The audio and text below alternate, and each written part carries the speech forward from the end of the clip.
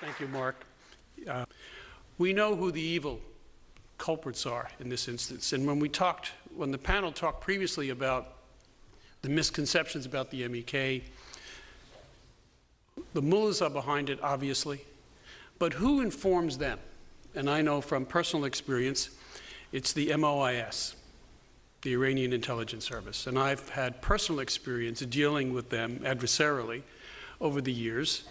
And these are people who, so somewhat begrudgingly, we wish that in the American intelligence community we had some of those authorities, but we are a country of laws and regulations.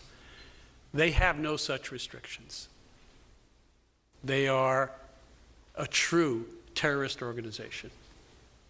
And what fears them the most, and I've had discussions with MOIS officers in the field, and as an intelligence officer, a spy for almost 30 years, you can tell when someone's being disingenuous and when someone is being somewhat truthful and fearful. And they were fearful.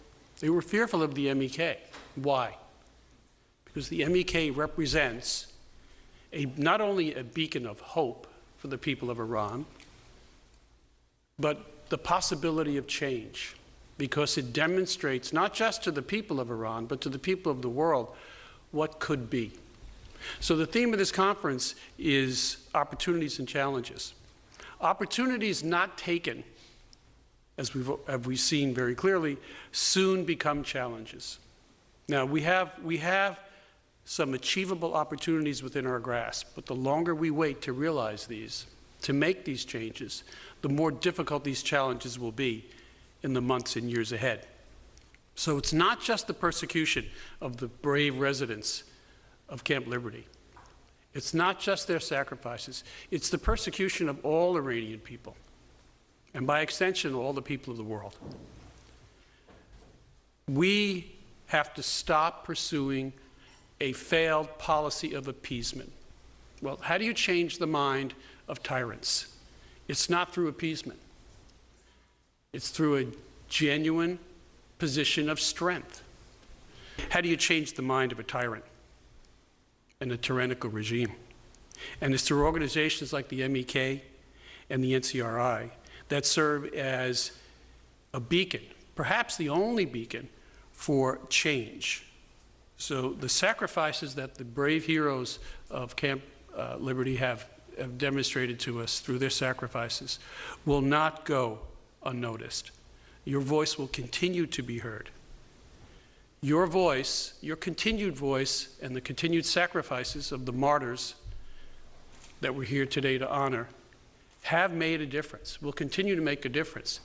The difficulty is it will continue to infuriate the mullahs.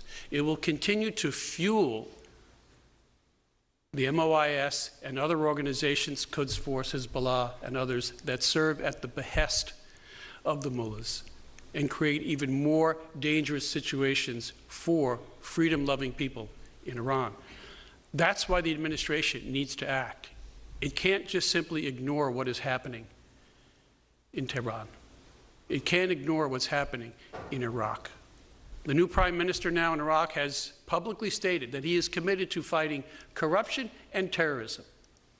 There is no better place to start than resolving the issue that faces us today and continues to face us in Camp Liberty and the status of the MEK.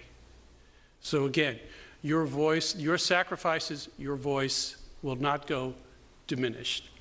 Those sacrifices of these brave individuals and your continued efforts will eventually make a change, and we will see a free and democratic Iran.